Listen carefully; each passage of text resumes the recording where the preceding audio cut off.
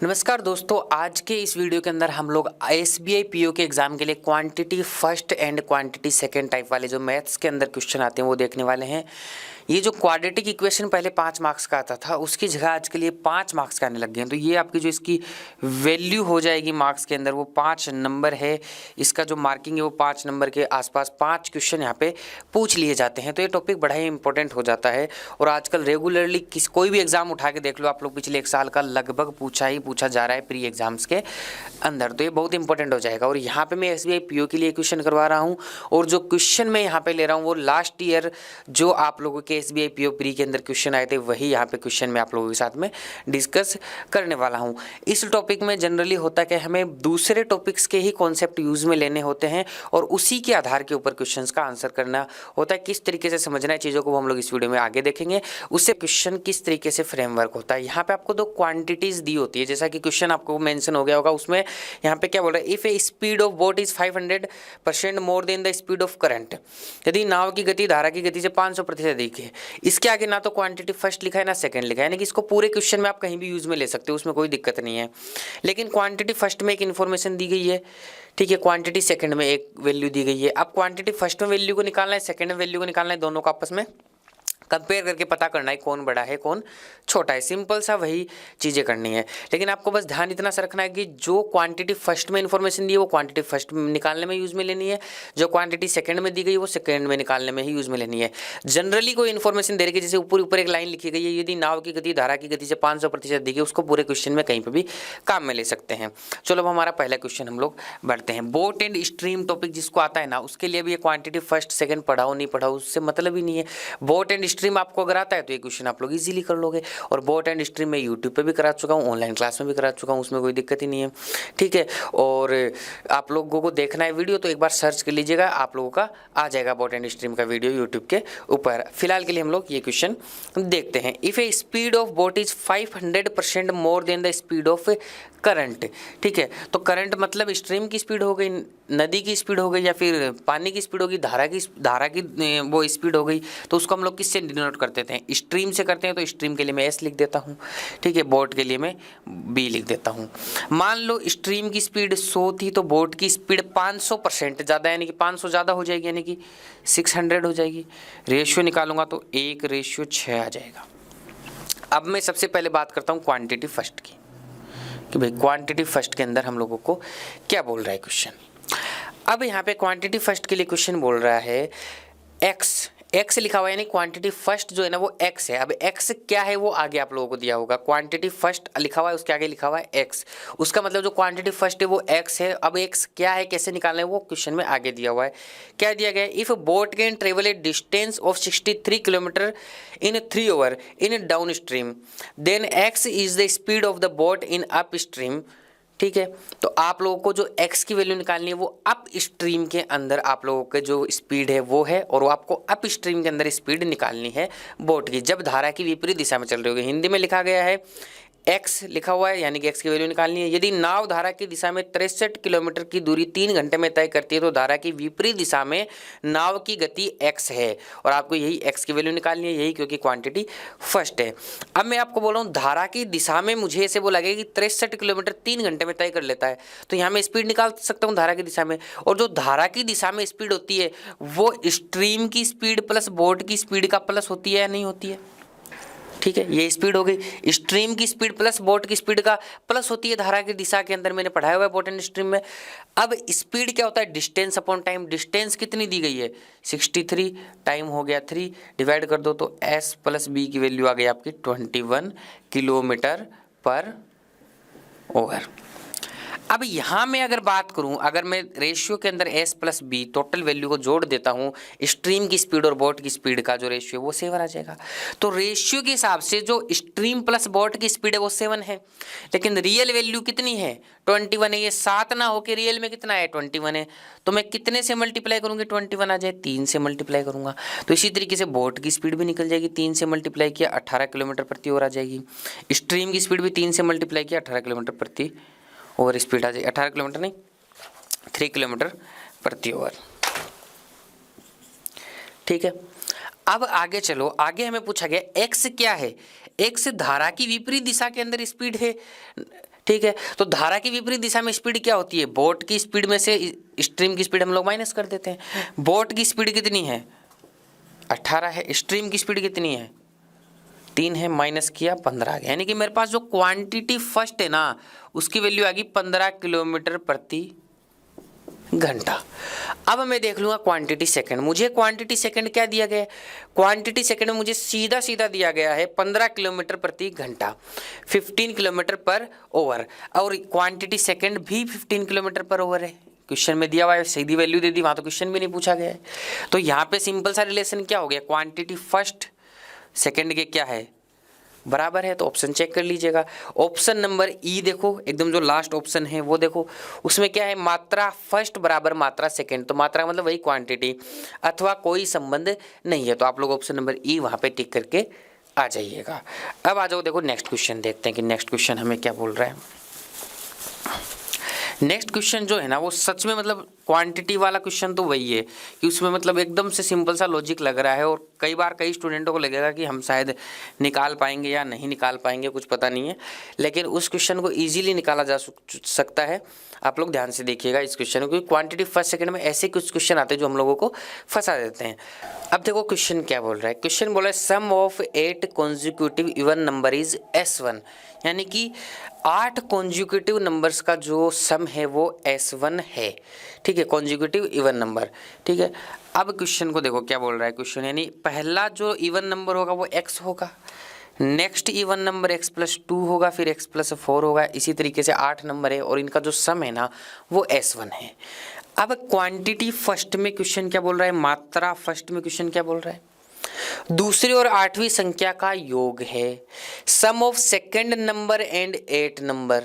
ठीक है, तो सेकंड नंबर और 8 नंबर का हमें सम निकालना है क्वांटिटी फर्स्ट में। तो सेकंड नंबर क्या होगा, x+2 है, और इसके आगे कौन सा नंबर है, 8वीं संख्या। अब देखो दूसरी संख्या में 2 एकम 2 एक बार मल्टीप्लाई होकर जुड़ा है, तीसरी संख्या में 2 दूनी 4 2 बार मल्टीप्लाई होकर जुड़ा है। ठीक है, तो जो 8वीं संख्या होगी उसमें 2 को 7 से मल्टीप्लाई करके जोड़ेंगे तो क्या हो जाएगा, x+14 हो जाएगा। तो टोटल सम क्या हो जाएगा, 2x+16, यही हो जाएगा क्वांटिटी फर्स्ट। ये x+14 कैसे आया समझ में आया होगा, x तो जुड़ेगा इसमें 2 2 2 2 2 ऐसे जुड़ता चला जाएगा। तीसरे नंबर की जो संख्या उसमें 4 जोड़ा है, कैसे जोड़ा है, 2 दूनी 4 2 बार मल्टीप्लाई करके। 8वें नंबर की जो संख्या होगी उसमें 1 कम कर लो, 8 में से 7 हो जाएगा, उसमें 2 से मल्टीप्लाई करके 14 जोड़ दो, तो ये x+14 आ जाएगा। अब क्वांटिटी सेकेंड बात करता हूं मैं, क्वांटिटी सेकेंड के लिए क्या बोल रहा है, तीसरी और छठी संख्या का योग क्या है, तीसरी संख्या क्या है, x+4 है, छठी संख्या क्या हो जाएगी, x+10 हो जाएगी। क्यों, छठी संख्या यानी 2 को 5 से मल्टीप्लाई होगा, 6 से 1 कम कर लो और उसको 2 से मल्टीप्लाई करके जोड़ दो, यहाँ आ जाएगा 2x+14 आ जाएगा। अब ये देखो क्वांटिटी फर्स्ट और सेकंड में x की वैल्यू नहीं पता, तो क्या इसका मतलब हमें तो एग्जैक्ट वैल्यू थोड़ी निकालनी है, हमें तो कंपेयर तो करना है कौन छोटा है कौन बड़ा है। अब आप देखो ये 2x तो सेम है और इसमें कुछ न कुछ जुड़ रहा है, इस एक में 16 जुड़ रहा है, एक में 14 जुड़ रहा है, तो 16 वाला हमेशा बड़ा होगा या नहीं होगा। तो यहाँ से सिंपली है quantity first is greater than quantity second. देख लो कौन सा ऑप्शन है, ऑप्शन नंबर यहाँ पे सेकंड, यानी कि ऑप्शन नंबर क्वांटिटी फर्स्ट बड़ी है ना, हाँ क्वांटिटी फर्स्ट बड़ी है, तो ऑप्शन नंबर ए ही यहाँ पे आप लोगों का क्या हो जाएगा, सही हो जाएगा। समझ में आई होगी यहाँ तक चीज़। अब चलो देखो नेक्स्ट क्वेश्चन के ऊपर चलते। तो ऐसे क्वेश्चन जब आ जाएं तो ऐसे घबराना नहीं, बस बड़े ही आराम से इजीली कॉन्सेप्ट से निकल जाते हैं। बस बेसिक सा थोड़ा सा आप दिमाग लगाओ और थोड़ी सी प्रैक्टिस कर लो, आराम से हो जाएंगे, कोई भी दिक्कत नहीं आएगी। अब देखो नेक्स्ट क्वेश्चन उसने क्या किया, क्वाड्रेटिक इक्वेशन को क्वांटिटी फर्स्ट सेकंड में डाल दिया। ठीक है, तो यहाँ पे क्या बोले, क्वांटिटी फर्स्ट ये है x, यानी कि x की वैल्यू ही क्वांटिटी फर्स्ट है, क्वांटिटी सेकंड y, यानी क्वांटिटी सेकंड की वैल्यू ही y है। अब x और y की वैल्यू कैसे निकलेंगी, आपकी क्वाड्रेटिक इक्वेशन से निकलेगी। तो क्वांटिटी फर्स्ट की बात करता हूं, यानी कि क्वांटिटी फर्स्ट क्या है, x। अब मुझे x की वैल्यू निकालनी है तो मैं क्वाड्रेटिक इक्वेशन की तरह करूंगा। तो देखो सबसे पहले x² का मल्टीपल और कॉन्स्टेंट टर्म को मल्टीप्लाई करेंगे, तो क्वेश्चन में देखो x² का मल्टीपल क्या है, 1 है, और जो कॉन्स्टेंट टर्म है लास्ट में वो 6 है, तो 1 और 6 को मल्टीप्लाई करेंगे 6 आ जाएगा। कैसे, देखो मैं लिख देता हूँ यार, यहाँ पे कन्फ्यूजन ना हो जाए किसी को। x² + x - 6 = 0। x² का मल्टीपल 1 और 6 को मल्टीप्लाई करें 6 आ गया। अब इसके फैक्टर करने हैं, इस तरीके से करने हैं कि प्लस और माइनस करने पे तो x आ जाए 1 आ जाए, x का मल्टीपल 1 आ जाए, और मल्टीप्लाई करने पे 6 आ जाए, तो सिंपल सा फैक्टर सभी को पता है 3 और 2 आ जाएगा। एक्स स्क्वायर का मल्टीपल इसमें डिवाइड करते हैं, वो यहाँ पे दिया हुआ नहीं है क्योंकि 1 ही है, तो कोई डिवाइड करने की जरूरत नहीं है। अब बात आती है साइन की, तो ये प्लस हमेशा बदल के यहाँ पे क्या हो जाता है, माइनस हो जाता है। ये माइनस हमेशा पीछे की ओर देखता है कि ये प्लस यहाँ पे बेईमान बैठा हुआ है, तो ये माइनस खुद को क्या कर लेगा, बदल लेगा। बड़े ही इजीली हम लोगों ने निकाल लिए विद इन, मतलब आप लोग सेकंडों के अंदर इसको निकाल सकते हो इस तरीके से क्वाड्रेटिक इक्वेशन को। अगर आप लोग पहली बार ये चैनल देख रहे हैं तो आप लोग हमारा क्वाड्रेटिक इक्वेशन का वीडियो ज़रूर से देखिएगा। वहाँ पे अगर आप लोग देख लोगे और मान लीजिए क्वाड्रेटिक इक्वेशन के ही 5 क्वेश्चन आ गए, तो गारंटेड आप लोग 2 मिनट में ही 5 क्वेश्चन कर जाओगे ईजिली, कोई दिक्कत नहीं आएगी, और 100% एक्यूरेसी के साथ में, जैसा कि मैंने यहाँ पे किया है। और ये भी अगर किसी को कॉन्सेप्ट समझ में नहीं आ रहा है तो एक बार क्वाड्रेटिक इक्वेशन देख लीजिएगा, बहुत ही यूजफुल टॉपिक है, उसका वीडियो मिल जाएगा आप लोगों को, सर्च कर लीजिएगा क्वाड्रेटिक इक्वेशन, बैंकर्स पॉइंट आ जाएंगे, वीडियोज काफ़ी सारे डाले हुए हैं। अब बात कर लेते हैं क्वांटिटी सेकंड की। क्वांटिटी सेकंड क्या है, y की वैल्यू। y के लिए इक्वेशन हमें दी हुई है, लिख देता हूँ, y square plus 7y plus 12 is equal to 0। यहाँ पे आपको y की वैल्यू, तो y स्क्वायर का मल्टीपल 1 और इस 12 को मल्टीप्लाई किया, क्या आ जाएगा, 12 आ जाएगा। प्लस माइनस करने पे 7 आ जाए और मल्टीप्लाई करने में 12 आ जाए, तो फैक्टर क्या होंगे, 4 और 3 होंगे। किसी को फैक्टर करने में भी दिक्कत आ रही है तो उस वीडियो में मैंने फैक्टर करने भी सिखाए, कितने ही बड़े फैक्टर क्यों ना जाओ, यहाँ पे तो वैसे भी इजी फैक्टर्स आ रहे हैं। अब आपको यहाँ पे साइन देखना है, ये प्लस हमेशा चेंज होके बड़े वाले से पहले आ जाता है, माइनस हो गया। ये प्लस हमेशा पीछे देखता है, बोला यहाँ पे तो बेईमान प्लस बैठा हुआ है, इसलिए ये खुद को बदल के क्या कर देगा, माइनस कर देगा। तो ये x की वैल्यू आ गई, ये y की वैल्यू आ गई। अब अगर आप लोगों ने कंपेयर अच्छे से नहीं किया तो प्रॉब्लम हो जाएगी, ठीक है। कंपेयर हमेशा एक को पहले दोनों से करो, फिर दूसरे को अगले दोनों से करो। -3 -4 से क्या है, बड़ा है, तो ऐसे साइन लगा दो बीच में। -3 के क्या है, बराबर है, तो बराबर के साइन लगा दिया। +2 -4 से बड़ा है, तो बड़ा पहले से लगा हुआ है। -3 से ही बड़ा है, तो पहले से लगा हुआ है, यानी कि x greater than equal to y, ये रिलेशन यहाँ पे डिफाइन हो जाएगा।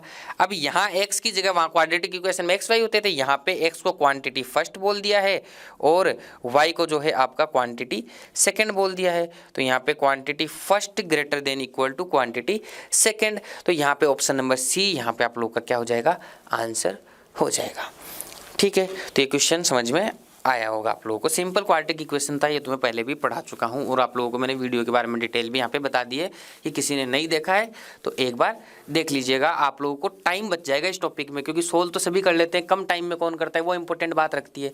तो मैंने जो पुराने क्वाड्रेटिक की एक वीडियो उसमें बताया ही यही है कि आप लोग किस तरीके से कम टाइम के अंदर सोल्व कर सकते हैं। अब आ जाओ, देखो नेक्स्ट क्वेश्चन क्या बोल रहा है। अंकित मूल्य पर 12.5% की छूट प्रदान करने के बाद एक वस्तु को 1500 रुपये में बेचा जाता है, ठीक है। ये तो जनरल इन्फॉर्मेशन है, दोनों में काम में आ जाएगी। मात्रा फर्स्ट यानी क्वांटिटी फर्स्ट जो है वो 550 रुपये है। मात्रा सेकंड यानी क्वांटिटी सेकंड है, वो वस्तु का अंकित मूल्य ज्ञात कीजिए। An article is sold at 1500 after allowing discount of 12.5% on market price, यानी एमआरपी के ऊपर 12.5% का यहाँ पे डिस्काउंट देने के बाद में उसको 1500 रुपये में क्या कर देते हैं, सेल कर देते हैं। उसके बाद में quantity first 550 rupees, quantity second MRP, ठीक है। अब आप लोग आ जाइए क्वेश्चन के ऊपर। क्वेश्चन सिंपली क्या बोला है, 12.5% का डिस्काउंट दिया है, तो 12.5% को मैं क्या लिख सकता हूँ, फ्रैक्शन में क्या लिख सकता हूँ, 1/8 मैंने सिखाया हुआ है परसेंटेज के अंदर, 1/8 लिख सकता हूँ इसको।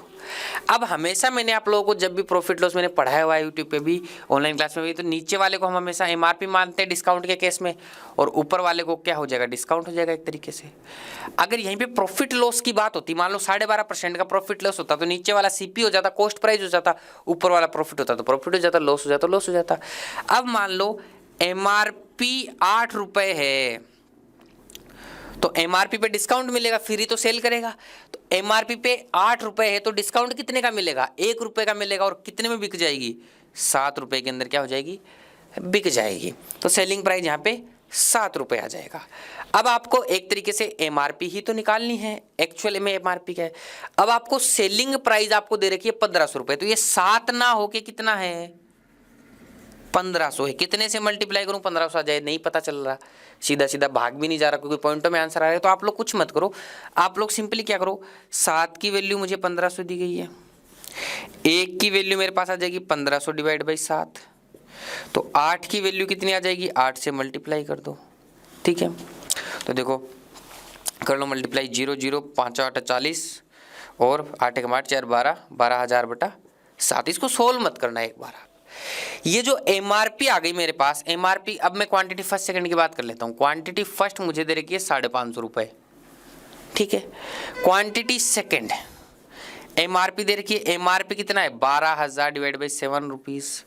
अब आप इसको सोल्व करने की जरूरत नहीं है, आपको पता है ये 550 से ज़्यादा आएगा, ये तो 1000 से भी ज़्यादा आएगा। मान लो यहाँ 10 होता तो भी ये 1200 आता, 10 का भाग जाता तो ज़्यादा का भाग जाता, तो ये वैल्यू कम ही आनी चाहिए, तो भी 1200 आती। यहाँ तो 7 का ही भाग जा रहा है, इसका मतलब ये 1200 से बहुत ज़्यादा आएगी, 550 से तो क्या होगी, हमेशा ज़्यादा ही होगी। तो इसको भाग देके पॉइंट में निकालने की जरूरत नहीं है, क्योंकि हमें तो कंपेयर करना है। तो क्वांटिटी फर्स्ट क्वांटिटी सेकंड से हमेशा क्या हो जाएगी, कम हो जाएगी।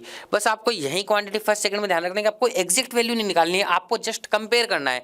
अब 12,000 बटा 7 550 से ज़्यादा होगा, देखते ही पता चल रहा है, क्योंकि इसकी वैल्यू तो 1000 से ज़्यादा आएगी, डन बात है, क्योंकि 700 में भी भाग जाएगा 7 का, 7000 में भी भाग जाएगा तो 1000 आ जाएगा। यहाँ तो ऊपर 12,000 लिखा हुआ है, कैसे भी आइडिया लगा लो, आइडिया लग जाता है कि ये वैल्यू 550 से एटलीस्ट तो बहुत ही बड़ी आएगी, इसलिए quantity first less than quantity second. तो यहाँ पे आपका ऑप्शन नंबर बी क्या हो जाएगा, आंसर हो जाएगा। समझ में आया होगा। प्रॉफिट लॉस से क्वेश्चन था, प्रॉफिट लॉस से नहीं, ये हाँ प्रॉफिट लॉस के मान लो एमआरपी वगैरह वहीं पे आता है, ठीक है।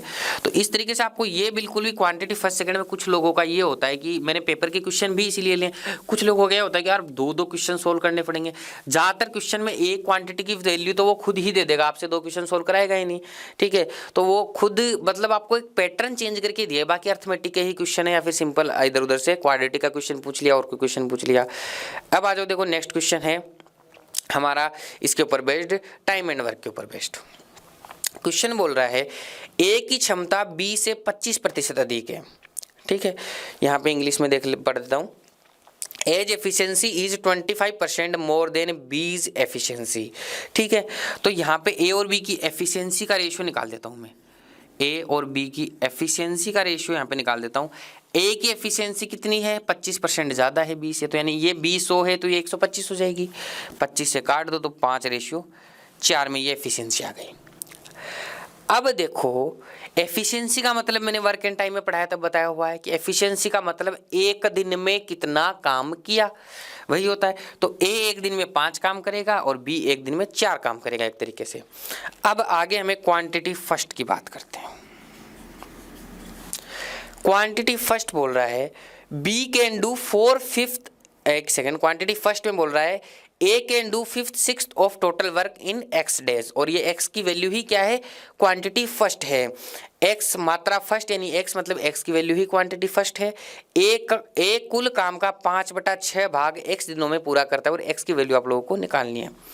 अब यहाँ पे देखो जो टोटल वर्क होता है ना, वो तो हमें कभी भी नहीं दिया होता, उसको तो एक मान के चलते हैं हमेशा, ठीक है। तो टोटल वर्क को आप कुछ भी मान लो, मैंने यहाँ पे टोटल वर्क को ऐसा मानना है जिसमें 5 का ही भाग चला जाए और 4 का ही भाग चला जाए, क्योंकि एफिशिएंसी है, एफिशिएंसी का भाग एटलीस्ट उसके अंदर जाना चाहिए। तो मैं यहाँ पे मैं मान लेता हूँ कि जो वो काम है, वो टोटल वर्क है, वो 20 है, ये मान लेता हूँ मैं। इन दोनों का एलसीएम एक तरीके से मान के मैंने 20 मान लिया कि जो टोटल वर्क है वो कितना है, 20 है। अब टोटल वर्क कुछ ही मान सकते हो आप, एक मान के करोगे ना तो उसमें फ्रैक्शंस में वैल्यू आएंगी तो प्रॉब्लम हो जाएगी। अब आपको बोल रहा है क्वांटिटी फर्स्ट के लिए एक कुल काम का 5/6 भाग, कुल काम कितना है 20, इसका 5/6 भाग निकालो। सबसे पहले तो 5/6 भाग निकाले, यानी इतना काम एक्स दिन में करता है, तो इतना काम कितने दिन में करेगा वो, यही निकालना है हमें। एक दिन में कितना काम करता है, 5 काम करता है, तो इतना काम कितने दिन में करेगा, 5 का भाग दे दो।